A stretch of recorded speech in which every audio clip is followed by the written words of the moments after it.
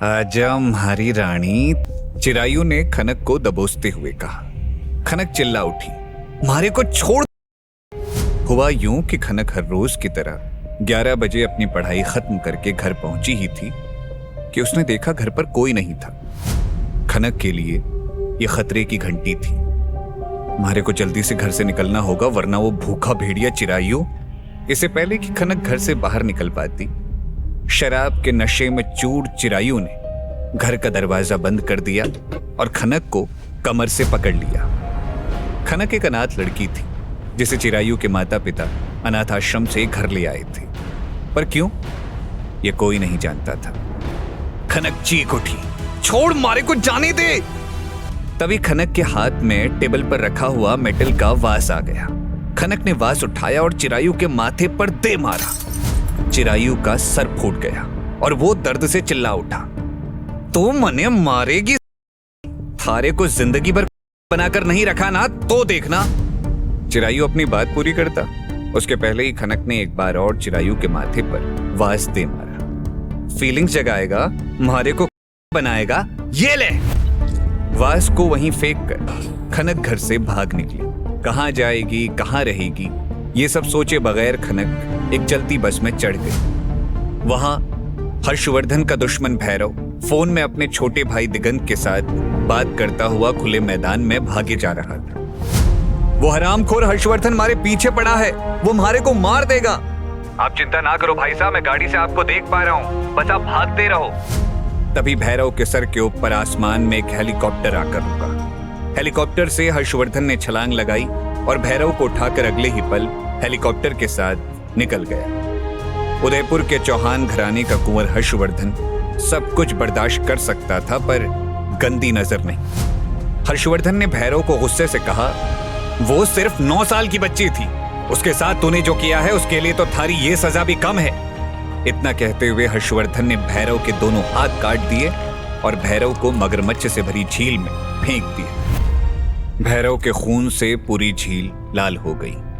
भैरव की मौत की खबर सुनकर दिगंत ने कसम ले ली, जब तक हर्षवर्धन को उसी मगरमच्छ वाली झील में फेंक नहीं देता, चैन से नहीं बैठूंगा।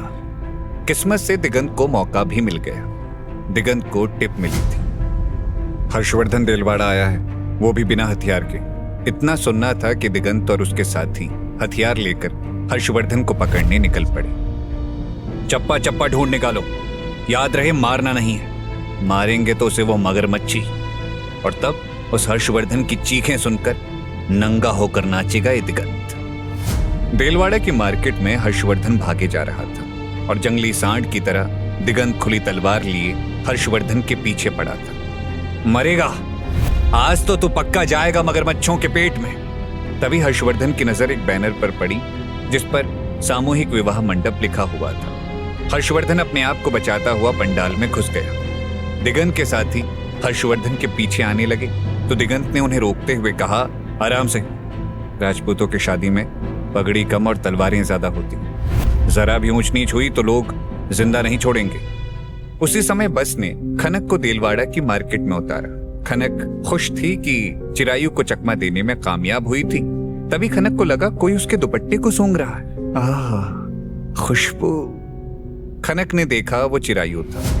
माथे पर पट्टी बांधे चिरायु ने खनक से कहा। खनक ने देखा चिरायु के दोस्त खनक की ओर गंदे इशारे कर रहे थे।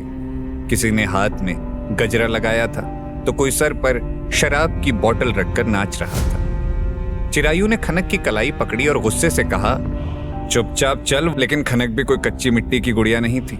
खनक ने चिरायु की कलाई को जोर से काटा और अपना हाथ छुड़ाकर भाग निकली।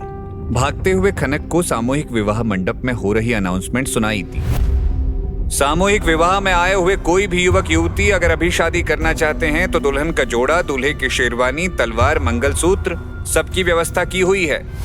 मंगलसूत्र का नाम आते ही खनक ने अपने भागते हुए पैरों को ब्रेक मारी। ये सही रहेगा, अब तुम्हारे गले में पड़ा मंगलसूत्र ही चिरायु को मारे से दूर रख पाएगा। खनक ने अपने पैर पंडाल की ओर मोड़ दिए। खनक ने काउंटर पर अपना नाम लिखाया और दुल्हन के कपड़े ले लिए। उसी समय हर्षवर्धन भी दूल्हे के कपड़े लेकर चेंजिंग रूम में पहुंच गया। तभी चिरायु और दिगंत भी अपने अपने साथियों को लेकर पंडाल में आ पहुंचे। खनक की इज्जत पर और हर्षवर्धन की जान पर खतरा बढ़ता जा रहा था। तभी सबसे खतरनाक काम पंडित जी ने कर दिया।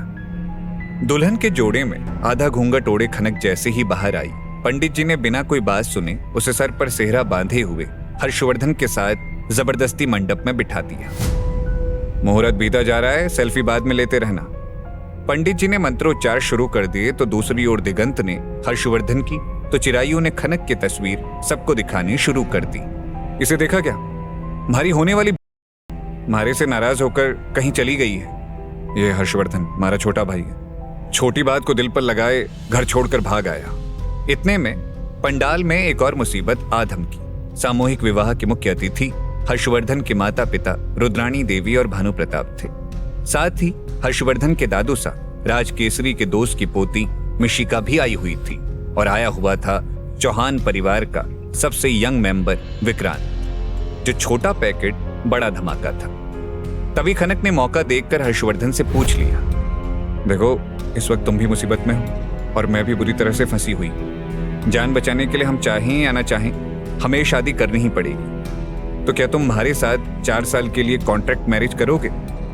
खनक की बात सुनते ही हर्षवर्धन ने अपने चेहरे को थोड़ा साइड हटाते हुए खनक का चेहरा देखना चाहा, पर खनक ने तभी घूंघट से आधे ढके हुए चेहरे को थोड़ा सा टर्न कर दिया।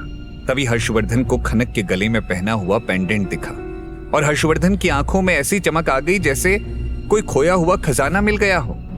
हर्षवर्धन ने तुरंत खनक की बात मान ली। चलो जल्दी से जयमाला बदल लेते हैं। खनक ने तुरंत हर्षवर्धन के गले में हार पहना दिया, पर जब हर्षवर्धन की बारी आई तो हर्षवर्धन के हाथ रुक गए, क्योंकि उसके सामने रुद्राणी देवी खड़ी थी। रुद्राणी देवी को देखते ही हर्षवर्धन फ्रीज हो गया। देव खाटू श्याम जी ने आज हर्षवर्धन की परीक्षा लेने में कोई कसर नहीं छोड़ी थी। उसकी शादी हो रही थी, उसके माता पिता भी वहीं हाजिर थे, पर हर्षवर्धन अपना चेहरा नहीं दिखा सकता था। हर्षवर्धन मन ही मन बोल पड़ा, मारे को माफ करना मासा बापू सा। हर्षवर्धन के कांपते हाथों को देखकर रुद्राणी ने कहा, क्या हुआ? क्या थारे साथ थारे माता पिता नहीं है? क्या ये शादी तुम उन्हें बिना बताए कर रहे हो? हर्षवर्धन ने जब हाँ में अपना सर हिलाया तो रुद्राणी ने भी प्यार से कहा, तो मान लो मैं ही थारी मां हूं, अब तुम्हारी के गले में जयमाला पहना दो। रुद्राणी की बात मानते हुए हर्षवर्धन बोल पड़ा, जी मां सर। हर्षवर्धन ने बोल तो दिया, पर तुरंत अपनी आवाज बदलते हुए अपनी बात सुधार ली, जी रानी मां सर। हर्षवर्धन ने खनक के गले में जयमाला पहना दी। रुद्राणी ने खनक के हाथ में आशीर्वाद के रूप में गिफ्ट्स दी। सबने मिलकर फोटो भी खिंचवाई। फिर रुद्राणी भानु प्रताप के साथ वहां से आगे निकल गई, पर मिशिका वहीं खड़ी थी। उसने विक्रांत से कहा, थारे को पता है कल रात म्हारे को क्या सपना आया? ऐसे ही मंडप में म्हारी और चूरमू की शादी हो रही थी। कुछ सपने सपने ही बनकर रह जाते हैं, और याद रहे हर्षवर्धन भाई साहब को चूरमू बुलाना बंद करो। अपना ओपिनियन देते हुए विक्रांत रुद्राणी और भानु प्रताप के पास पहुंच गया। भानु प्रताप ने देखा रुद्राणी थोड़ी अपसेट दिखाई दे रही थी और वो बार बार मुड़कर पीछे देखे जा रही थी। रुद्राणी ने भानु प्रताप के कानों में कहा, पता नहीं क्यों, पर जब से उस लड़के ने म्हारे को मासा कहा, म्हारे को लग रहा है वो हमारा हर्षवर्धन ही है। रुद्राणी की बात सुनकर भानु प्रताप का चेहरा गंभीर हो गया। सुनो रुद्राणी, म्हारे को पता है कि थारे को हर्षवर्धन को घोड़ी चढ़ते हुए देखना है, पर तुम हर्षवर्धन की कुंडली तो नहीं बदल सकती। अगर फिर भी हर्षवर्धन शादी करता है तो तुम जानती हो कि हालात कयामत से कम नहीं होने वाले। भानु प्रताप की बात सुनकर एक मां ने अपने कलेजे पर पत्थर रख दिया और वो भानु प्रताप के साथ वहां से निकल गई। तभी चिरायु ने पंडाल में तमाशा खड़ा कर दिया। चिरायु ने एक दुल्हन के चेहरे से घूंघट उठाने की जिद करते हुए कहा, यह हमारी है, मैं इसका चेहरा देखना चाहता हूं। तभी चिरायु के दोस्त ने चिरायु के कान में कहा, क्या कर रहा है चिरायु? ये नहीं, आगे वाली लड़की खनक जैसी लग रही है। तभी खनक ने हर्षवर्धन का हाथ पकड़ते हुए कहा, इसी भूखे भेड़िए से बचने के लिए हमारे को ये कॉन्ट्रैक्ट मैरिज करनी पड़ रही है। 4 साल बाद हमारी पढ़ाई खत्म, कॉन्ट्रैक्ट मैरिज खत्म और मैं उड़ जाऊंगी लंदन। हर्षवर्धन ने खनक का हाथ पकड़ते हुए कहा, चिंता मत करो, अब तुम्हारी बींदड़ी हो। तभी चिरायु खनक के सामने आ पहुंचा। उसने एक गहरी सांस लेते हुए कहा, आह खुशबू, पकड़ लिया हमारी खनक रानी को। चिरायु ने खनक का घूंघट खोलना चाहा तो हर्षवर्धन ने चिरायु का हाथ एक ही झटके में मरोड़ दिया। हमारी कि शक्ल देखने का अधिकार सिर्फ और सिर्फ म्हारा है। अगर उसके सामने नजर उठाने की गुस्ताखी भी की तो ना नजर रहेगी ना गर्दन। उसी समय दिगंत ने हवा में फायर करते हुए कहा, हर्षवर्धन, म्हारे को पता है तू यहीं छुपा हुआ है, जल्दी से हमारे सामने आ जा वरना मैं यहीं जलियांवाला बाग बना दूंगा। दिगंत की बात सुनकर पूरे पंडाल में हड़कंप मच गया। औरतें चीखने लगी, बच्चे रोने लगे। ऐसे में हर्षवर्धन ने खनक का हाथ पकड़ा और कहा, मौका अच्छा है, चलो निकल लेते हैं। जब हर्षवर्धन खनक के साथ मंडप से भाग रहा था तो दिगंत पागलों की तरह हवा में फायर किए जा रहा था। तभी हर्षवर्धन ने दिगंत को पकड़ लिया। फिर अपना सेहरा थोड़ा हटाते हुए दिगंत की आंखों में आंखें डालते हुए कहा, वो लड़की किसकी बेटी थी म्हारे को नहीं पता, पर म्हारे लिए वो हमारी बहन थी। और हर्षवर्धन चौहान की बहन पर गंदी नजर डालने वालों के लिए हर्षवर्धन चौहान काल नहीं, महाकाल है। इतना कहते हुए हर्षवर्धन ने दिगंत के पेट में एक खंजर घुसेड़ दिया। दिगंत चिल्लाया, उसके हाथ से बंदूक गिर गई। हर्षवर्धन ने बंदूक ले ली और हवा में फायर करता हुआ हर्षवर्धन भीड़ में शामिल हो गया।